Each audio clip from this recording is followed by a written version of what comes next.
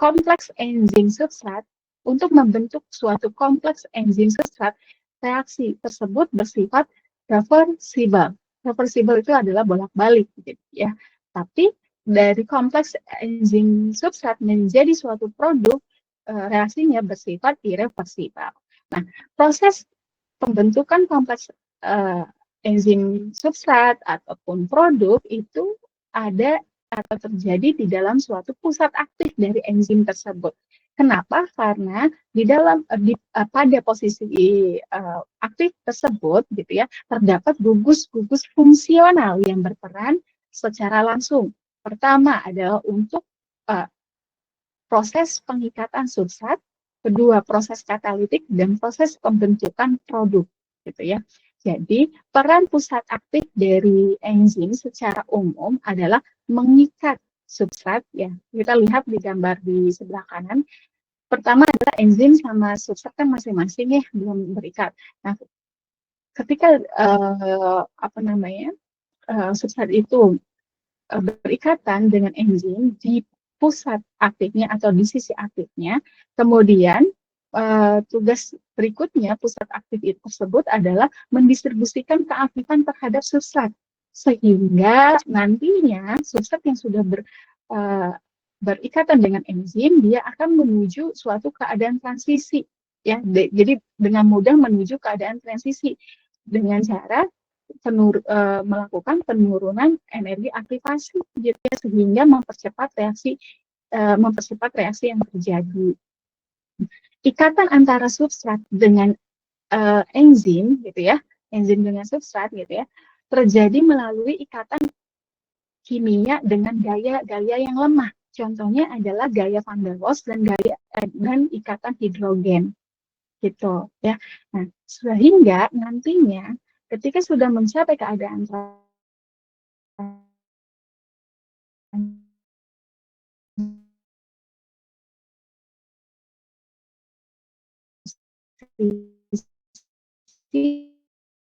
berubah menjadi tersebut memiliki dari badan enzim, dan enzim yang masih memiliki sisi aktif ini nantinya dia akan mencari substrat yang belum bereaksi, gitu ya, karena enzim ketika di dalam suatu reaksi itu tidak terkonsumsi, ya, seperti itu. Oke. Nah, dalam hal mekanisme pengikatan substrat oleh enzim, ini ada dua penjelasan. Yang pertama adalah yang berdasarkan atau dinyatakan oleh Emil Fischer 1894 yang menjelaskan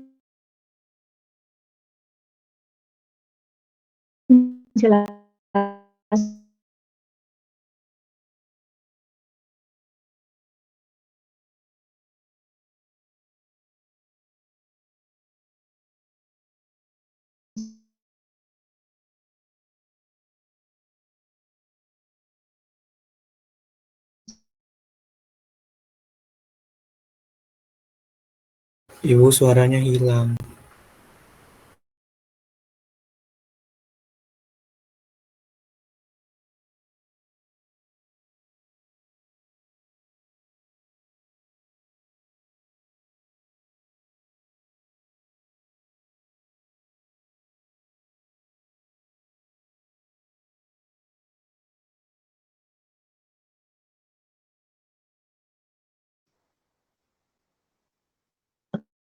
sudah tampil belum ya, Mas? Ini ya, hilang ya.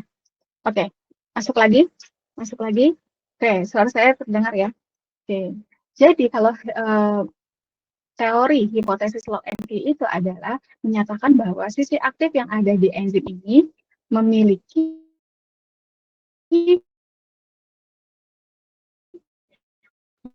bentuk yang tepat dan spesifik terhadap, misalnya substratnya tidak sesuai bentuknya dengan enzim, maka tidak terjadi proses reaksinya, gitu ya. Bahkan belum reaksi ya, bahkan berikatan pun tidak, gitu ya, karena memang tidak sesuai, gitu ya. Jadi sifatnya ini tidak fleksibel untuk sisi aktif enzim, itu berdasarkan hipotesis log NP. Tapi kalau berdasarkan pernyataan dari Kosland 1958 dengan menyatakan hipotesis indus fit-nya bahwa sisi aktif dari enzim ini bersifat fleksibel. Artinya enzim mengalami perubahan bentuk setelah substrat berikatan. Jadi meskipun enzim dan bentuk enzim bentuk sisi enzim dan bentuk dari substrat itu berbeda, tapi ketika substrat itu mau mulai berikatan atau sudah berikatan gitu, maka enzim akan menyesuaikan bentuknya dengan bentuk substrat.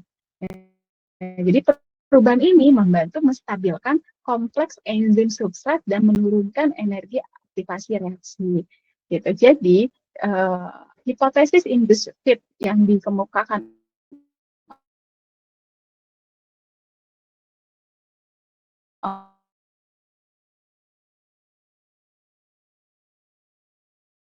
oleh pernyataan. Nah, berbicara tentang aktivitas enzim yang nantinya mampu untuk mempercepat suatu laju reaksi, kita juga harus tahu bagaimana caranya ini bisa dinyatakan dalam aktivitas molekular atau molecular activity yang menyatakan aktivitas suatu enzim atau angka perputaran turnover number. Maksudnya adalah aktivitas ini menggambarkan bahwa jumlah mol substrat yang bereaksi per mol enzim per satuan waktu dalam menit ataupun detik. Jumlah mol substrat yang bereaksi per mol enzim. Nah, tidak hanya dinyatakan dalam aktivitas molekular, tapi juga dinyatakan berdasarkan unit aktivitas enzim atau enzim unit, yaitu satu unit aktivitas enzim yang dinyatakan sebagai unit enzim ya, menyatakan bahwa jumlah enzim yang mengkatalisis transformasi 1 mikromol. 1 mikromol itu adalah 10 pangkat 6 mol dari substrat per menit pada temperatur dan pH optimum kerja enzim. Selain itu, bisa juga dinyatakan dalam aktivitas spesifik, yaitu specific activity, yang menyatakan dalam bentuk jumlah satu aktivitas enzim per miligram protein. Nah, itu cara untuk menentukan aktivitas enzim. Nah, ini contoh suatu reaksi CO2 ditambah dengan H2O yang bereaksi dengan bantuan enzim karbonik anhidrase yang akan menghasilkan H2CO3 dan sifat dari reaksinya adalah reversibel gitu ya.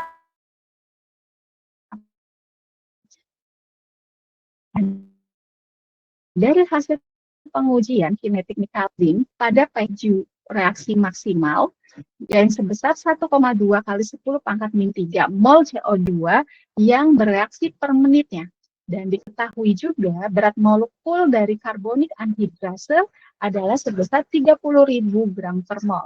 Nah, yang ditanya adalah berapa aktivitas molekularnya. Nah, seperti yang tadi saya bilang di sebelumnya, bahwa untuk aktivitas molekular itu adalah jumlah mol substrat yang bereaksi per mol enzim per satuan waktu. Oke, nah dari situ kita bisa menghitungnya dengan cara Vmax dibagi dengan mol enzim. Vmax-nya adalah 1,2 kali 10 pangkat min 3 mol CO2 yang bereaksi per menitnya dibagi mol enzim. Nah, mol enzim ini kita hitung dari mana? Kita hitung dari berat enzimnya, yaitu 1 mikrogram enzim, ya. Jadi kita ubah dulu menjadi gram, jadi 10 pangkat min 6 dibagi dengan berat molekulnya. Itu 10 pangkat min gitu. Nah, jadi 1,2 kali 10 pangkat min 3 dibagi dengan 3,33 kali 10 pangkat min 11 menghasilkan aktivitas molekulernya sebesar 3,6 kali 10 pangkat 6 mol CO2 yang bereaksi per menit dan per mol enzimnya. Gitu. Jadi itu cara untuk menentukan aktivitas enzim. Kalau yang di contoh ini dinyatakan sebagai aktivitas molekulernya. Gitu. Oke, lanjut. Nah, oke. Penentuan aktivitas enzim ini harus dilakukan pada kondisi operasi yang optimum kerja enzim, yaitu pH dan temperaturnya harus optimum dengan konsentrasi substrat dan konsentrasi kofaktornya berlebih. Kenapa dibuat berlebih? Karena biar laju reaksinya mengikuti order 0. Nah, order 0 itu yang ini kalau kita lihat di gambar ya, order 0 terhadap substrat. Nah, dilihat di gambar di ketika laju reaksinya sudah mencapai maksimal, maka dan konsentrasi substratnya tertentu gitu ya, maka akan menunjukkan suatu reaksi order 0 yang dimana laju reaksinya tidak lagi bergantung pada konsentrasi substrat. Kalau sudah mencapai optimumnya di sini, mau konsentrasi substratnya sebanyak apapun, dia tetap lurus saja gitu ya, lurus mendekati Tmax-nya seperti itu.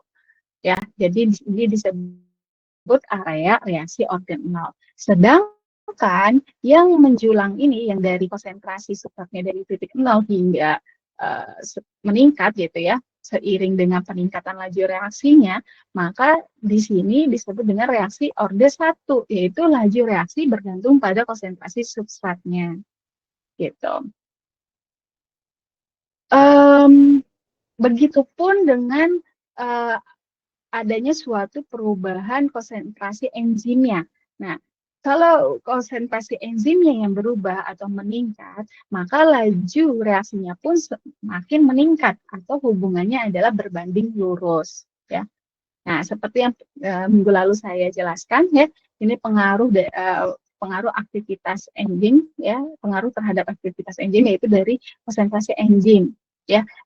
Konsentrasi enzimnya meningkat, ya laju reaksinya semakin meningkat karena berbanding lurus. Tapi kalau misalnya konsentrasi substrat, dia akan mencapai Vmax-nya pada konsentrasi substrat tertentu, gitu ya. Memang dibuat sengaja berlebih agar bisa mencapai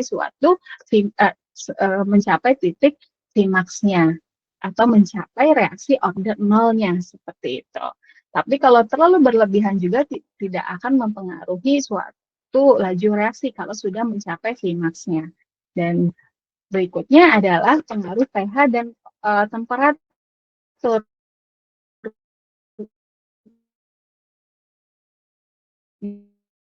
Nah, kalau maka laju reaksinya akan turun gitu.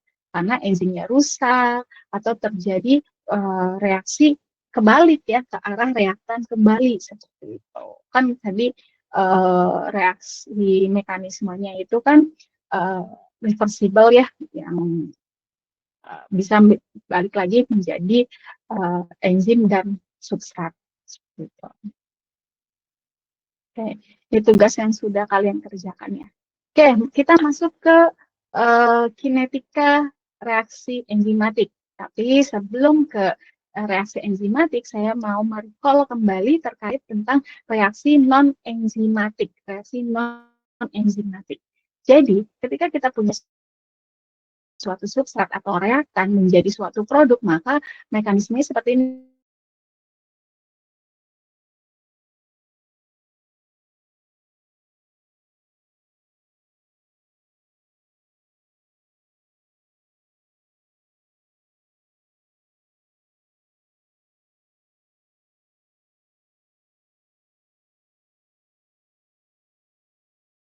Suaranya hilang.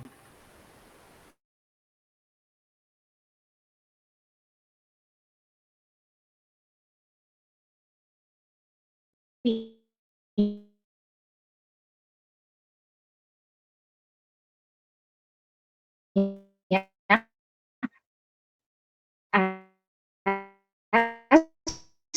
menjadi produk brand es menjadi produk itu memerlukan konstanta.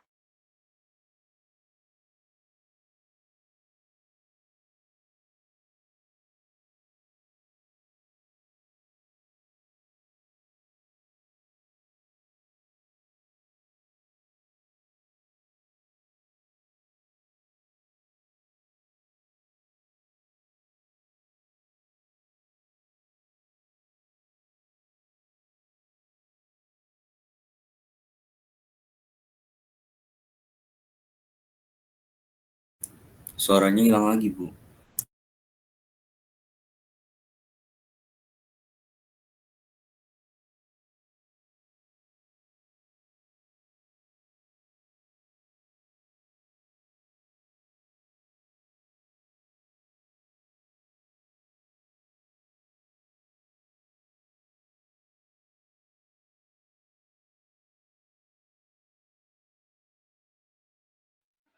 Bentar ya koneksinya.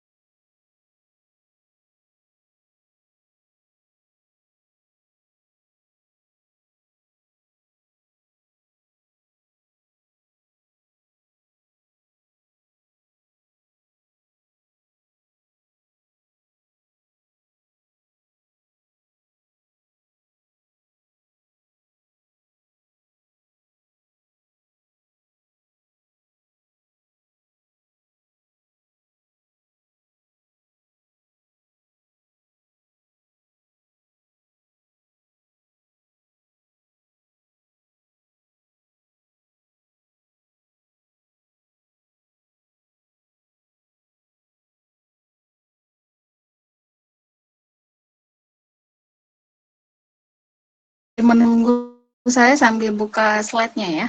Saya lagi koneksikan dulu device yang satunya.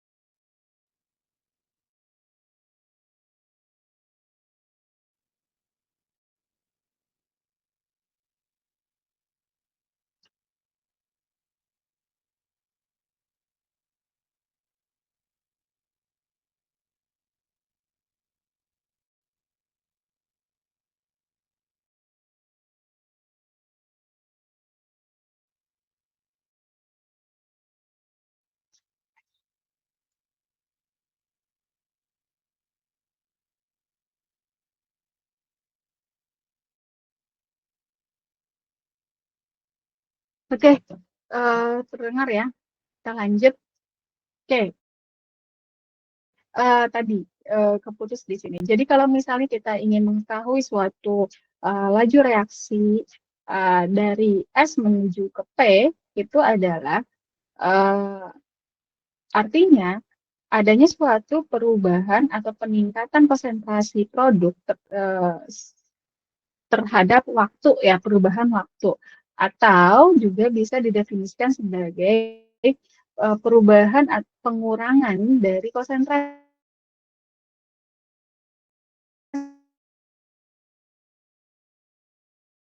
substrat terhadap dikalikan dengan konsentrasi substratnya, seperti itu ya. Oke, laju reaksi ini satuannya biasanya adalah mol per liter kali second.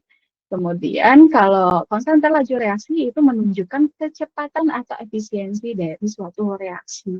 Nah, jadi kalau misalnya kita ingin membuat suatu grafik gitu ya, yaitu antara velocity of reaction atau V gitu, laju reaksi terhadap konsentrasi substrat, maka hubungannya adalah berbanding lurus ya. Kalau kita lihat dari rumus ini, V sama dengan K dikalikan dengan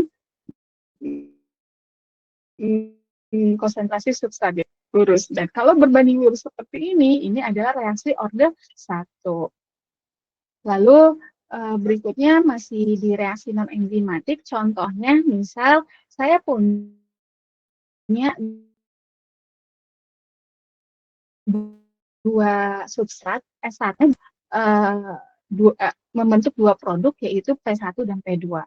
Kalau kita menuliskan persamaan laju reaksinya akan menjadi P sama dengan konstanta laju reaksi dikalikan dengan konsentrasi substrat 1 dengan ordernya 1 dikalikan dengan konsentrasi substrat 2 dengan ordernya 1. Nah, reaksi order total order 2 maka reaksi disebut bimolekular. Jika salah satu substrat, misalnya substrat kedua ini jauh lebih besar dibandingkan dengan konsentrasi 1, maka nilainya dapat dianggap selalu konstan. Sehingga order reaksi yang terdapat terhadap substrat kedua menjadi nilainya 0. Nah, sehingga P-nya nanti menjadi konstanta laju reaksi dikalikan dengan konsentrasi substrat 1 dengan order 1. Order 2-nya, ordernya 0 ya. Jadi dianggap selalu konstan, jadi tidak diikutsertakan gitu. Nah, order 0 ini karena substrat 2 ini maka tidak substrat 2 ini tidak mempengaruhi suatu reaksi dan ini disebut dengan pseudo first order reaction. Gitu ya. Kita masuk ke reaksi enzimatik. Seperti yang tadi sebelumnya saya jelaskan, ini adalah suatu reaksi mekanisme dari reaksi enzimatik. E ditambah S menjadi kompleks enzim substrat dan enzim substrat ini menjadi enzim plus produk gitu ya. Hubungan untuk pembentukan enzim kompleks enzim substrat itu adalah reversible. Kemudian untuk pembentukan produk maka sifatnya adalah irreversible. Kalau jumlah substrat ya itu jauh lebih banyak dibandingkan dengan jumlah enzim yang ditambahkan di dalam suatu proses, maka berlaku reaksi pseudo first order ya. Yang tadinya V ini sama dengan K dikalikan enzim dikalikan dengan S. Nah, karena tadi S-nya ini jauh lebih banyak, maka S-nya berpangkat 0 atau merupakan order 0 gitu. Sehingga V-nya akan sama dengan konstanta laju reaksi dikalikan konsentrasi enzim. Sehingga terbentuklah suatu hubungan berbanding lurus antara velocity atau laju suatu reaksi dengan konsentrasi enzim berbanding lurus gitu ya. Oke. Nah, model mekanistik kinetika enzim yang terkenal adalah Michaelis-Menten model. Nah, Michaelis-Menten ini atau model ini disebut juga dengan saturation kinetics, ya, di mana konsentrasi awal substrat S0 yang tinggi sehingga semua aktivitas site atau sisi aktif dari si enzim ini akan terpakai oleh substrat. Jadi S-nya banyak nih, substrat awalnya banyak. Sedangkan enzim segitu-gitunya aja gitu ya. Jadi sisi aktifnya akan terpakai semua oleh substrat gitu ya. Sehingga nanti akan ada enzim pada kondisi yang jenuh atau saturated ya. Kalau misalnya persamaan enzimatiknya seperti ini nih ya, seperti yang saya tunjukkan di sini, yang di sini sudah dilengkapi dengan konstanta laju reaksinya K1, K-1 dan K2, maka yang bisa kita tuliskan adalah di sini reaksi yaitu neraca enzimnya. Nah, enzim tadi saya bilang enzim ini tidak terkonsumsi, maka neraca enzimnya dari reaksi persamaan reaksi yang di atas adalah E0 atau konsentrasi enzim awal itu sama dengan konsentrasi enzim ditambah konsentrasi kompleks enzim substrat.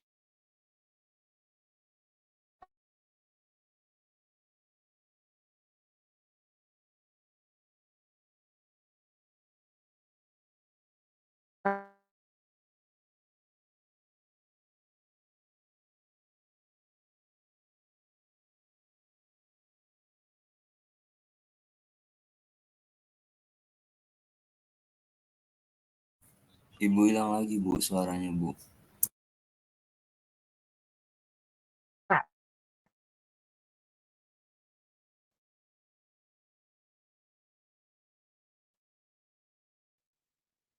Lalu kalau misalnya kita ingin menghitung laju reaksi pembentukan produk,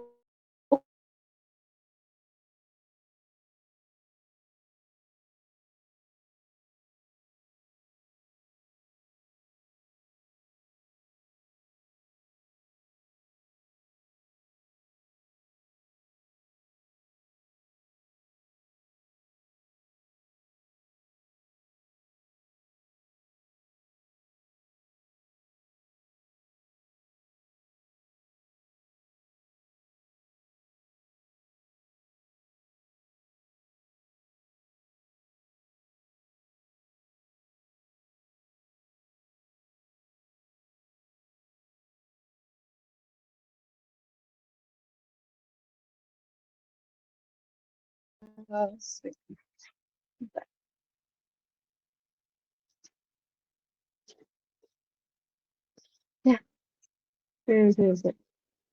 Hmm.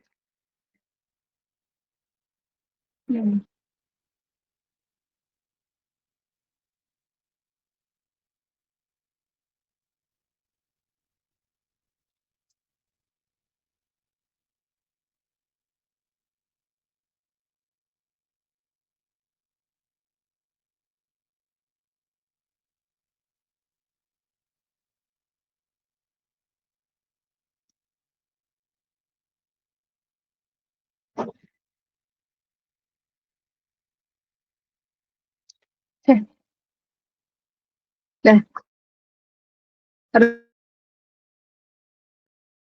kosan di rumah kalau di Lampung itu ada wifi, jadi tidak perlu khawatir ini kalau sudah pulang kampung gitu ya kan tidak ada wifi, jadi ya begitulah koneksinya tergantung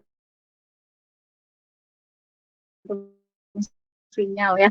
Oke, kita lanjut. Tadi saya sampai mana? Oh, laju reaksi pembentukan produk ya. Nah, laju reaksi pembentukan produk itu bisa ditulis dengan V sama dengan, nah, pembentukan produk. Produk itu kan ada di sisi sini ya, yang ditambah P ya. Di mana di sini ada konstanta laju reaksinya K2 ya, terhadap konsentrasi ES. Jadi V-nya sama dengan K2 dikalikan konsentrasi ES gitu ya. Lalu laju variasi enzim substrat kompleksnya atau ES-nya, perubahan konsentrasi ES terhadap waktu itu bisa ditulis dengan H1 kali konsentrasi enzim kali konsentrasi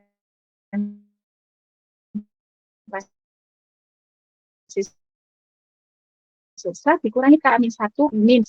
Di sini sudah paham betul ya bagaimana cara menuliskan apa ini laju reaksi ya dari suatu skema persamaan reaksi ya. Itu sudah kalian pelajari di mata kuliah kinetika dan reaksi dan katalisis ya. Oke. Nah, dalam model Michaelis Menten ini ada dua model yang bisa kalian gunakan asumsinya, yaitu menggunakan rapid equilibrium atau kesetimbangan cepat dan juga quasi steady state, kondisi tunak semu. Nah, bedanya apa? Mari kita bahas satu-satu. Nah, di sini nanti saya perlihatkan bagaimana cara penurunan rumusnya, dan saya harapkan bahwa masing-masing dari kalian silakan membuat catatan di catatan masing-masing itu bagaimana cara menurunkan hingga mendapatkan nilai V-nya gitu, nilai persamaan laju reaksinya untuk setiap kondisi seperti itu. Nah, contohnya bisa ini ya. Untuk rapid equilibrium ini ya, pembentukan kompleks ES berlangsung secara sangat cepat. Nah, jadi pada awal reaksinya, pembentukan produk dapat diabaikan. Gitu ya. Nah, di sini dengan persamaan mekanisme reaksi enzimatiknya seperti ini, maka yang bisa kita tuliskan adalah V-nya atau laju reaksinya, kemudian neraca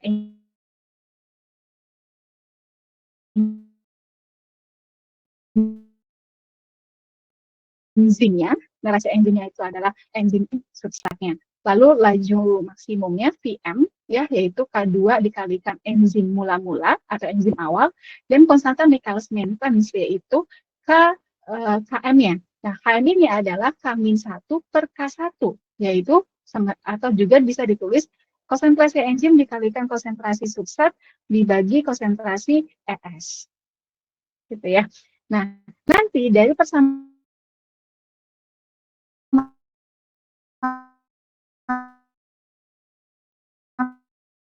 persamaan ini institusi satu dapatkan akhirnya adanya adalah K2E0 S per Km plus S, atau bisa juga lebih dipersingkat bahwa K2 kali enzim awal itu adalah menyebutkan Vm, ya, gitu ya. Jadi V sama dengan Vm kali konsentrasi substrat per Km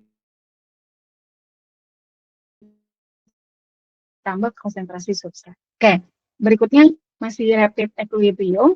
Nah, di sini kan kalian nanti mendapatkan V-nya atau persamaan laju reaksi seperti ini. Ada variabel Vm dan ada variabel Km. Apa bedanya? Vm ini adalah parameter kinetiknya, sedangkan Km adalah parameter termodinamiknya. Perbedaannya seperti yang dijelaskan di dalam tabel ini. Kalau Km dia sifatnya intrinsik, kalau Vm sifatnya ekstrinsik. Nah, KM ini tidak dipengaruhi oleh konsentrasi atau jumlah dari enzim, namun dipengaruhi oleh sifat enzim, dipengaruhi oleh perubahan sifat enzim dan substratnya. Tapi kalau VM itu dipengaruhi oleh jumlah enzim atau konsentrasi enzimnya. Nah, KM ini menunjukkan afinitas enzim terhadap substrat, atau istilahnya ikatan enzim terhadap substratnya. Itu adalah KM. Tapi kalau misalnya VM itu menunjukkan kecepatan maksimum suatu reaksi. Nah, hubungannya dari VM KM ini terhadap suatu reaksi, laju reaksi gitu ya, terhadap terjadi fenomena reaksi. Kalau KM nilainya kecil, maka afinitas enzim tinggi terhadap substrat. Kalau tinggi, maka sisi aktif enzim akan makin banyak berikatan dengan substrat. Tapi kalau misalnya KM-nya besar, afinitas enzim rendah terhadap substrat, sehingga sisi aktif enzim sedikit berikatan dengan substrat. Nah, kalau VM-nya kecil, maka laju reaksi maksimumnya akan lebih rendah. Ya, sebaliknya kalau VM-nya besar, maka laju reaksinya maksimum tinggi. Ya, nah, apalagi enzim yang terlibatnya semakin banyak, gitu ya.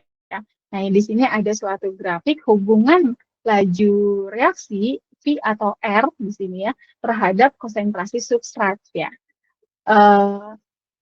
Di sini semakin banyak substrat maka bentuknya profilnya seperti ini, dan nanti di ujungnya maka dia akan mencapai suatu titik Vmax-nya. Nah, bagian yang meningkat ini adalah menunjukkan orde 1, yaitu laju reaksi yang dimana K dikalikan dengan konsentrasi S. Tapi kalau yang sudah mendatar itu adalah reaksi orde 0.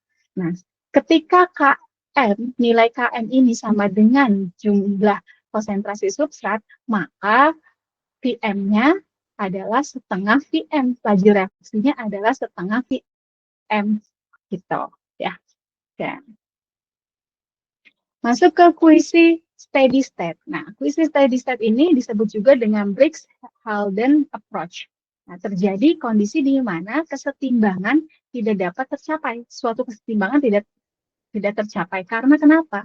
Karena substratnya sangat besar dibandingkan dengan jumlah enzimnya.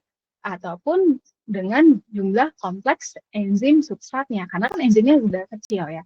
Asumsi ini mempertimbangkan bahwa konsentrasi awal enzim nolnya jauh lebih kecil dibandingkan dengan substrat awalnya, sehingga pembentukan ES terhadap waktunya juga mendekati nol atau diasumsikan nilainya nol gitu karena saking kecilnya ya.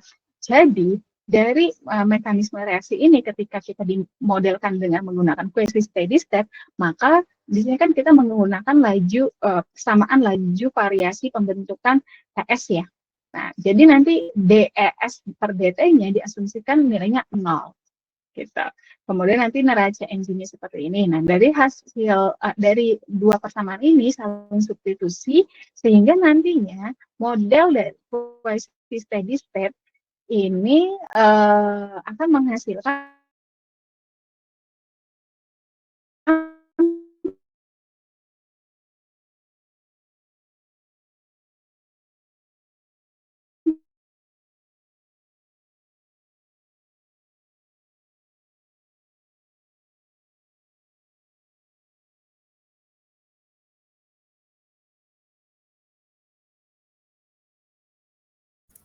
Ibu maaf suaranya hilang lagi Bu.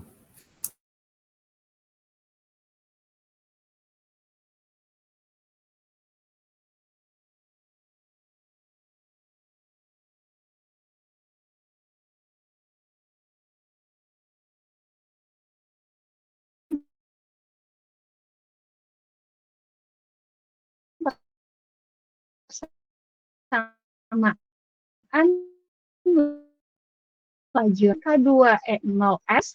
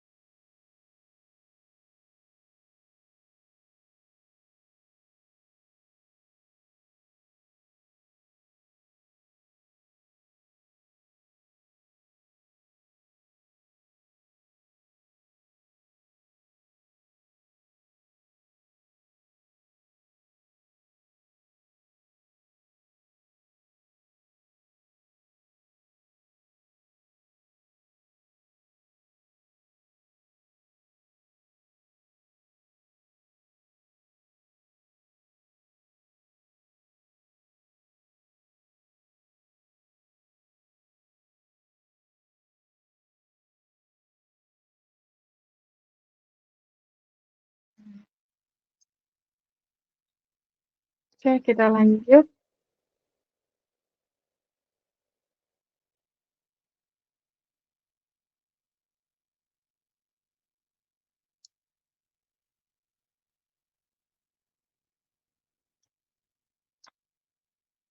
Oke, kita lanjut ya. Jadi, ketika nanti kalian coba menurunkan rumus, di sini saya sudah memberi contoh penurunan rumusnya, sehingga nantinya akan menghasilkan laju reaksinya seperti berikut gini ya, yang dimana nantinya K2 E0 ini merupakan VM, laju reaksi maksimalnya, lalu K-1 plus K2 per K1 itu adalah KM-nya, seperti itu ya. Nah, lalu kalau dari model kohesi steady state ya, VM ini sama seperti tadi sebelumnya merupakan parameter ekstrinsiknya yang dipengaruhi oleh konsentrasi substrat awalnya gitu. Kalau KM itu parameter intrinsiknya yang dipengaruhi oleh temperatur dan pH-nya. Makanya di sini ketika kita ingin menentukan suatu model lebih baik kalau misalnya kita bekerja di area optimumnya, pH dan temperatur yang optimumnya. Oke, di sini ada suatu grafik hubungan antara konsentrasi dengan waktu ya. Kalau kita lihat di sini ada profil penurunan konsentrasi dari substrat dan ada peningkatan konsentrasi dari produknya.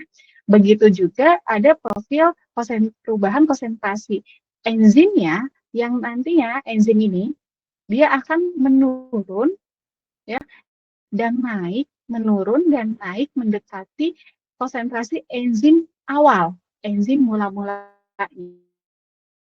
Dan konsentrasi kompleks enzim substratnya juga dia akan naik dan turun mendekati konsentrasi enzim awalnya seperti itu ya. Itu profil untuk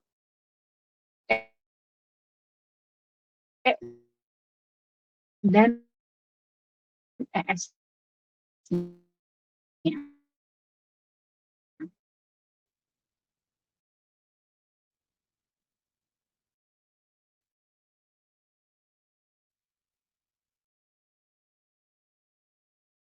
Oke, adalah ya.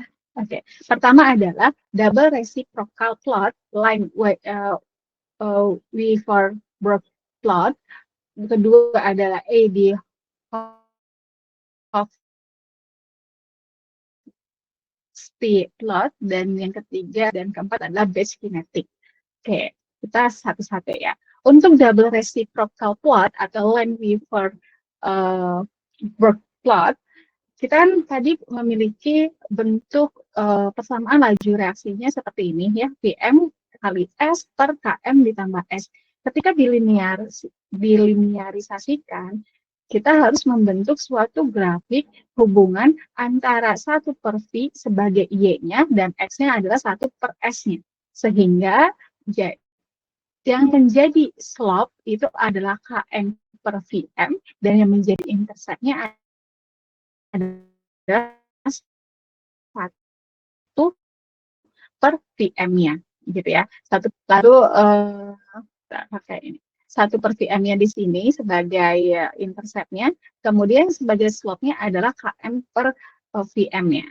Dan ketika nanti garis ini diteruskan sampai berpotongan dengan sumbu X, maka bertemu dengan titik di sini, ini adalah menunjukkan minus 1 per Km-nya. Itu adalah double reciprocal plot. Oke, lanjut ke model yang kedua. Ada model yang kedua. Ya, evaluasi yang kedua yaitu menggunakan pendekatan Eddy-Hofstee plot yang dilinearisasikan dalam bentuk grafik hubungan antara V dengan V per S-nya. Nah, jadi dari yang persamaan laju reaksi ini tuh diubah-ubah bentuknya gitu sehingga dapat seperti ini. Ya, nanti kalian akan mendapatkan slope-nya adalah minus Km dan si intercept-nya adalah Vm. Nah, Vm-nya di sini slope-nya adalah minus Km. Nah, ketika berpotongan dengan sumbu X-nya, maka yang di titik sini adalah Vm per Km-nya. Gitu. Itu untuk Eddy-Hofstee plot. Kemudian untuk yang berikutnya, pendekatan berikutnya adalah Hannes-Wolff plot. Nah, ini kalian harus membentuk suatu diagram gitu ya, hubungan antara S per V dengan S gitu ya. Yang nanti yang slope-nya adalah 1 per Vm dan yang intercept-nya Km per Vm. Gitu. Ya. Nanti ketika diluruskan garisnya dan berpotongan dengan sumbu X, maka yang di sini adalah batch kinetic yang dilakukan untuk mengintegralkan persamaan MM. Nah, nanti ini turunannya sehingga mendapatkan seperti persamaan yang di bawah. Nah, persamaan di bawah ini juga nantinya membentuk suatu grafik, yaitu hubungan antara S0 min S per ln S0 per S dengan 1 per ln S0 per S, sehingga nanti yang menjadi interceptnya minus Km, yang slope-nya Vmax kali P-nya, seperti itu. Ya. Oke, nah, itu tadi evaluasi parameter kinetik enzimnya. Kalau dalam keadaan yang normal, ya, yang aktivitas enzimnya tidak terganggu. Lalu bagaimana kalau misalnya ada kondisi di mana aktivitas enzimnya terganggu? Nah, aktivitas enzim ini terganggu itu diakibatkan oleh beberapa senyawa yang terikat pada enzim, sehingga nantinya enzim tersebut akan kesulitan untuk berikatan dengan substrat. Kalau kesulitan dengan substrat, maka akan mengurangi aktivitas enzim. Nah, senyawa yang mengganggu ini disebut dengan enzim inhibitor, dan sifatnya adalah reversible ataupun reversible. Nah, kalau irreversible inhibition, ini adalah inhibisi oleh logam berat seperti kadium, timbal, merkuri. Tapi kalau misalnya reversible inhibition, ini dapat dengan mudah, inhibisinya dapat dengan mudah terlepas dari enzim, ya, setelah terikat, gitu ya. Jadi reversible inhibition ini bisa diatasi, gitu ya. Dan di dalam reversible inhibition ini terdapat 3 macam. Ada yang bentuknya competitive inhibition, ada yang non-competitive inhibition, dan ada yang uncompetitive inhibition, gitu ya. Dan ketiga ini bisa diatasi semuanya. Nanti dijelaskan di slide selanjutnya.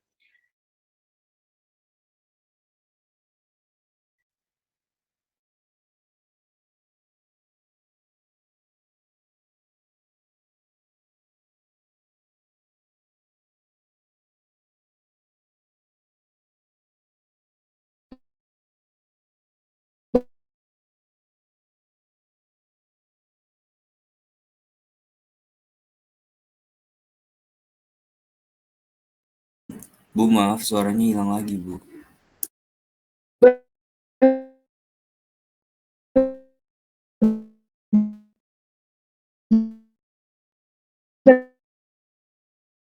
Berapa enzim inhibitor dapat dihilangkan dengan menggunakan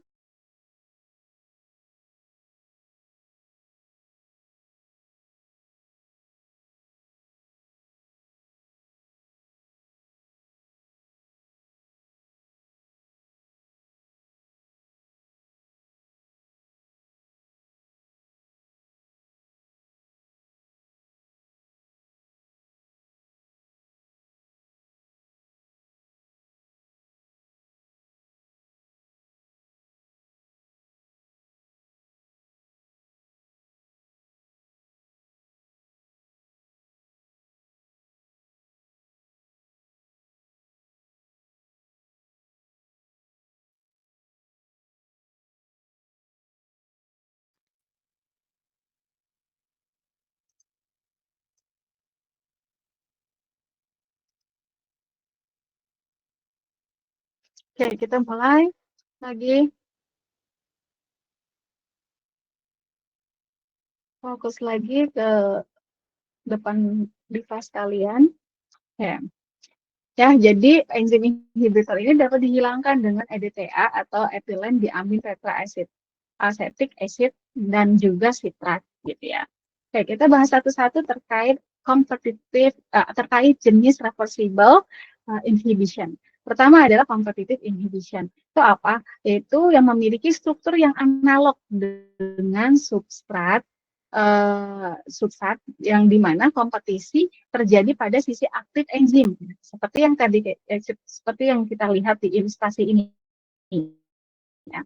Ada suatu badan enzim ya, badan enzim yang memiliki satu sisi aktif. Nah, harusnya satu sisi aktif ini harusnya kalau misalnya benar gitu ya, dia akan berikatan dengan substrat dan membentuk kompleks enzim substrat, sehingga nantinya akan membentuk suatu produk kalau misalnya berikatannya dengan substrat. Tapi kalau misalnya ternyata apesnya adalah berikatan dengan si inhibitor gitu ya, maka nanti akan membentuk kompleks enzim inhibitor. Yang kompleks enzim inhibitor ini tidak akan menghasilkan suatu produk gitu. Nah, ya jadi seperti yang ada di sini. Lalu nanti perhitungannya bagaimana penurunannya, kita menggunakan asumsi rapid equilibrium dengan menggunakan konstanta kesetimbangan pembentukan kompleks ES dan EI seperti yang ada di sini, dan juga neraca enzimnya. Nah, neraca enzimnya nanti ditambah dengan konsentrasi enzim inhibitor. Ya. Nah, ini penurunan rumusnya, nanti coba kalian lakukan kembali, mengulangi kembali, tahu nanti asal usul kenapa V-nya menjadi yang di bawah ini itu kenapa gitu ya. Nah, sehingga persamaan laju reaksinya itu adalah Vm kali S per Km ATP. Km ATP ini adalah asalnya dari Km dikalikan 1 ditambah konsentrasi inhibitor dibagi dengan konstanta inhibitornya gitu ya. Jadi Km ATP ya. Biar bisa membedakan dengan KM ya. Gitu.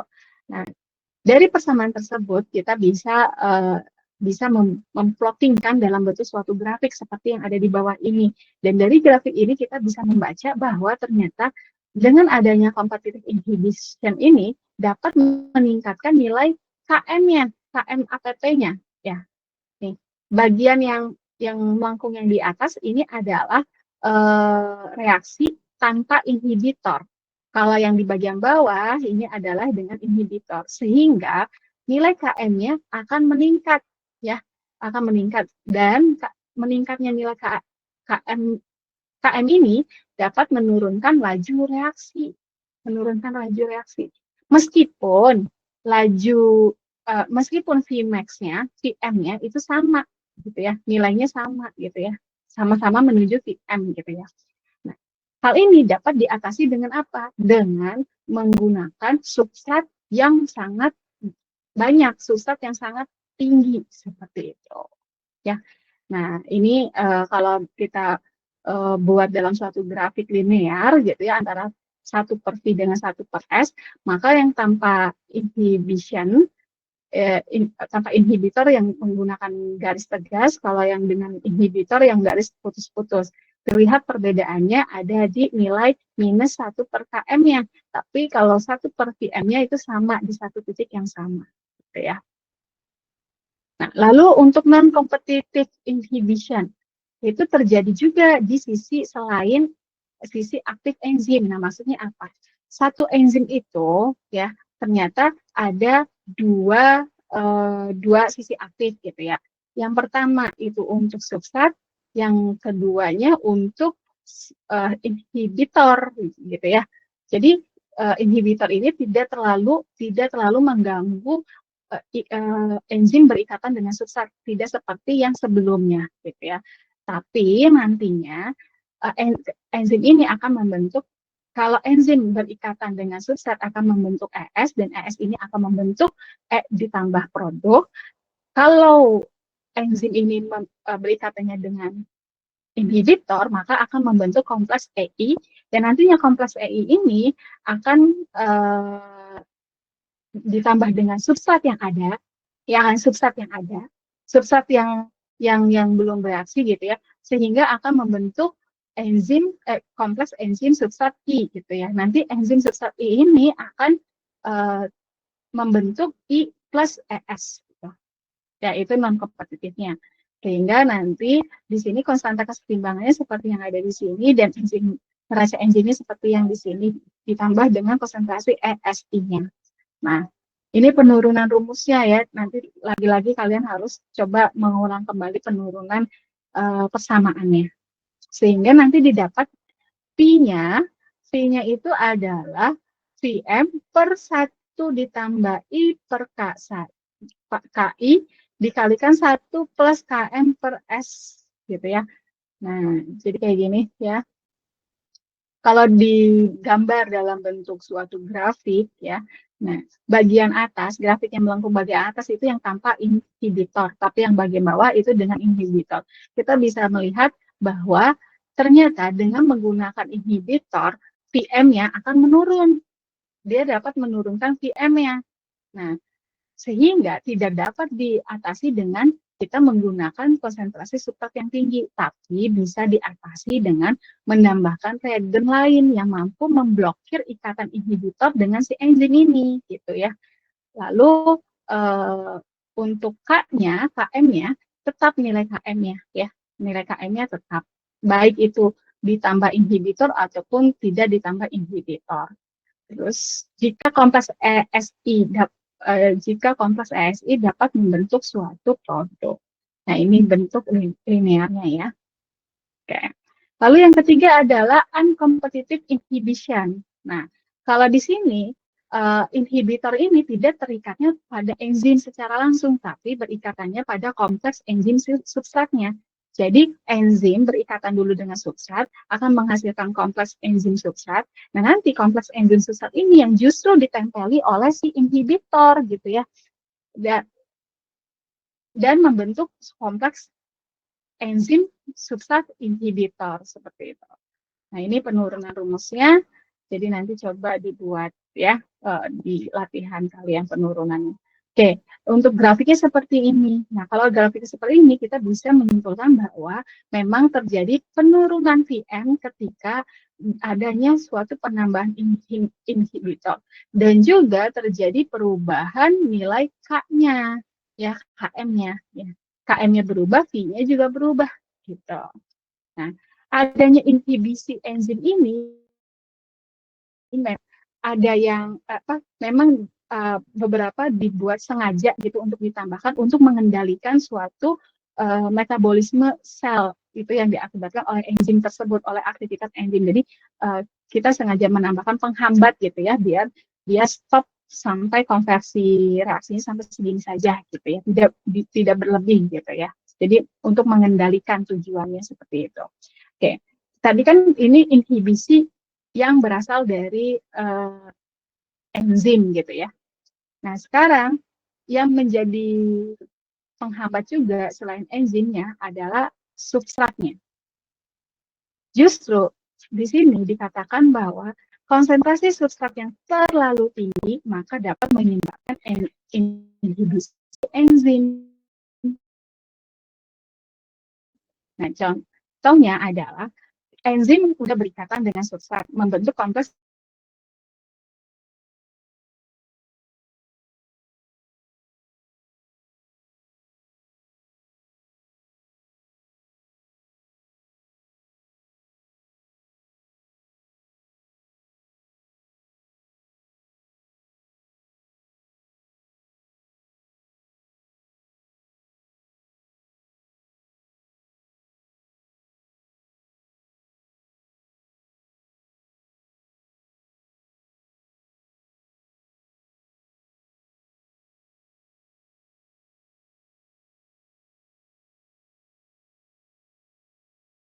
substrat. Kalau untuk ketika konsentrasi substratnya itu masih kecil, maka nanti masih terjadi orde 1 ya. Orde 1 artinya dia tidak mengalami inhibisi. Tapi nanti ketika misalnya konsentrasi substratnya sudah melewati batas optimum ya, maka nanti terjadi suatu penurunan laju reaksi gitu ya. Dan begitu itu dengan yang gambar yang floating linearnya ya, seperti itu. Kinetika reaksi enzimatik ya. Jadi inhibisi itu sebenarnya tidak hanya dari enzim ataupun dari si substrat, tapi juga bisa diakibatkan oleh oleh pH, temperatur, kemudian apalagi banyak yang lainnya ya. Kalian bisa baca buku di Sulat Kargi ya untuk yang faktor-faktor yang lainnya. Gitu. Yang saya jelaskan adalah inhibisi enzim dan inhibisi substrat saja. Selainnya nanti kalian bisa baca. Dan materi enzim beserta kinetika enzimatiknya itu ada di chapter ketiga di Sulat Kargi. Saya ambil semuanya di Sulakargi. Oke, termasuk tugas yang kedua ini terkait yang enzim. Kan kemarin tugas pertama enzim, nah ini tugas kedua enzim. Di sini ada 5 tugas, ya. 5 tugas. Untuk tugas pertama, ini saya ambil dari soal problem di buku tersebut, buku Sulakargi, chapter 3, problem 3.2. 3.2 ini. Kemudian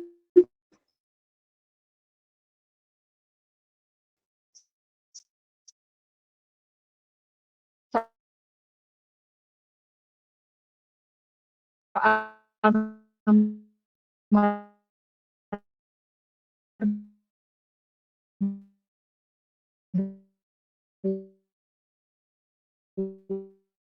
2 ini soal tambahan perkalian itu sudah ada solusinya. Jadi yang saya harapkan meskipun ada solusinya, coba kalian buat kembali jawabannya sesuai dengan pemahaman kalian seperti itu. Oke. Kemudian soal nomor 4 ini adalah soal problem nomor 3.9.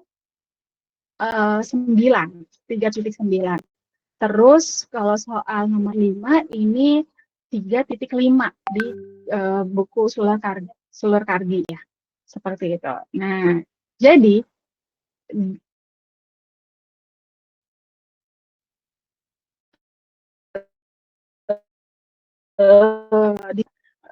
persamaan dari mekanisme enzim nomor 1, nomor 2, dan juga nanti kalian bisa membuat di sini memplottingkan model kinetikanya gitu ya, nomor 3, nomor 4, sama nomor 5.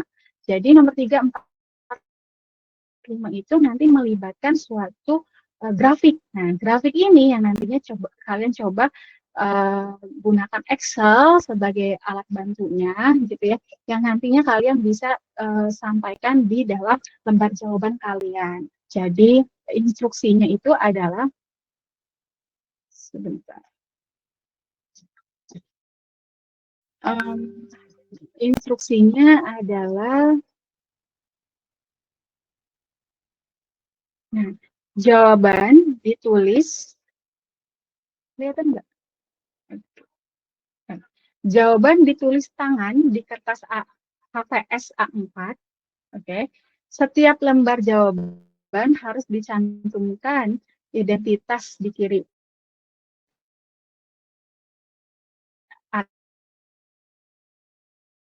atas, nama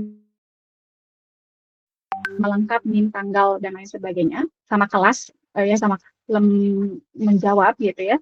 Itu boleh dibuat dalam menggunakan Excel, kemudian dicetak dan bisa di print gitu dalam bentuk kecil atau dalam bentuk sedang, terus ditempel di lembar jawaban kalian, gitu ya. Kemudian lembar jawaban dipindai atau di scan dan diunggah di sini dengan format penamaan PDF ya, seperti itu. Dan deadline-nya adalah hari Senin tanggal 7 April 2025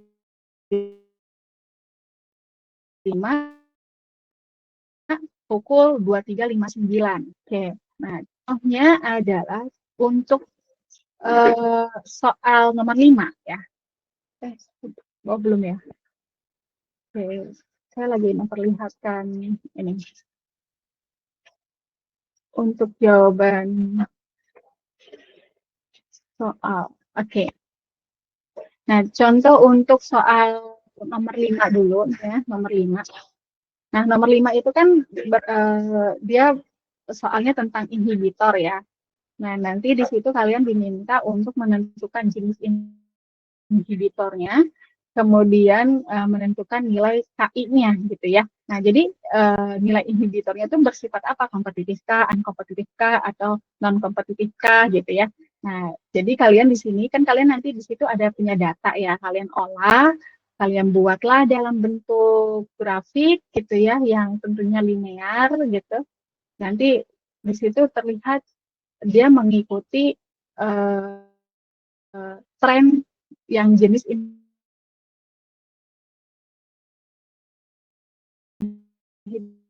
distributor APP ya, yang dimana KM APP itu adalah KM dikalikan 1 ditambah I per KI ya, gitu.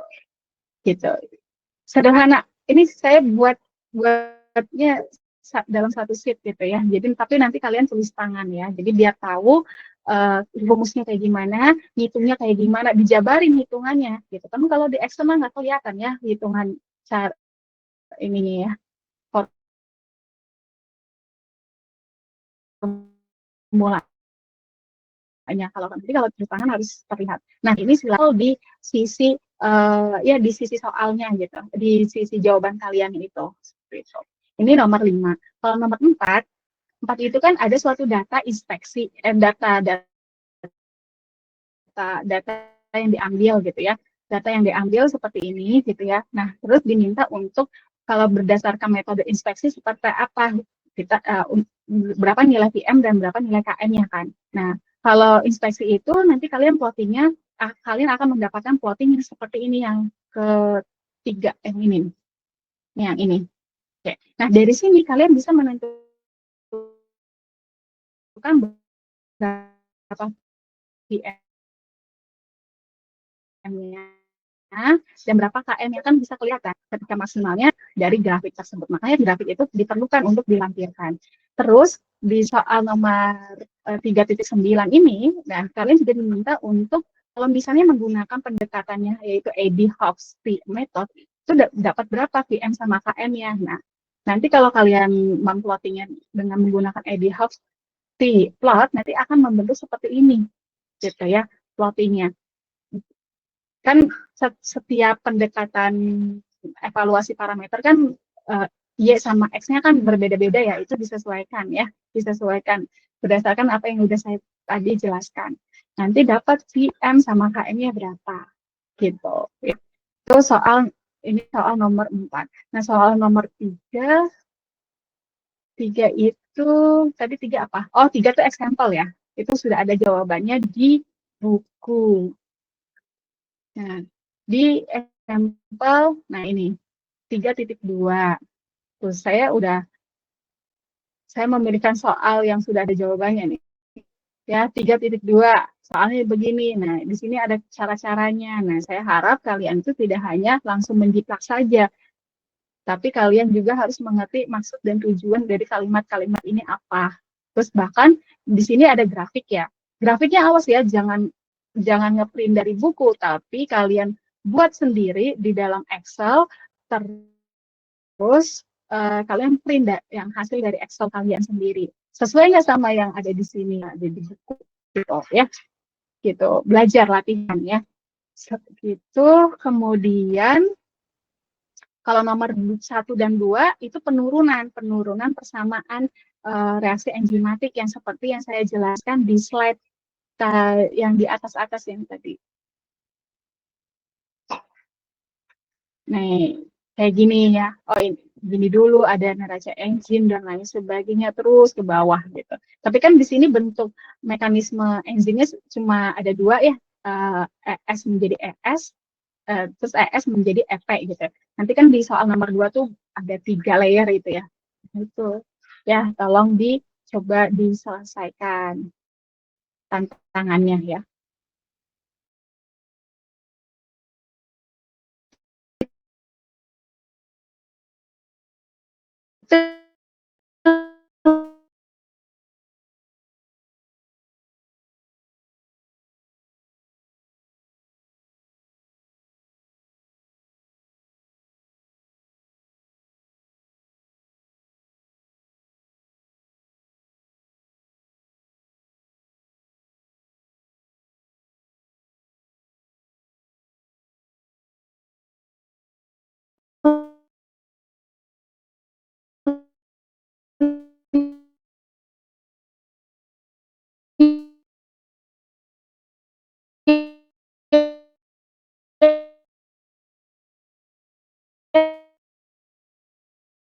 Ya, jadi nomor 1, 2 seperti itu.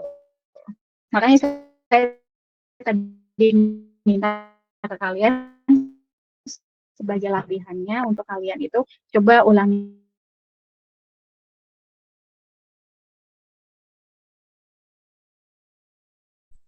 Oke, ada yang ingin tanya?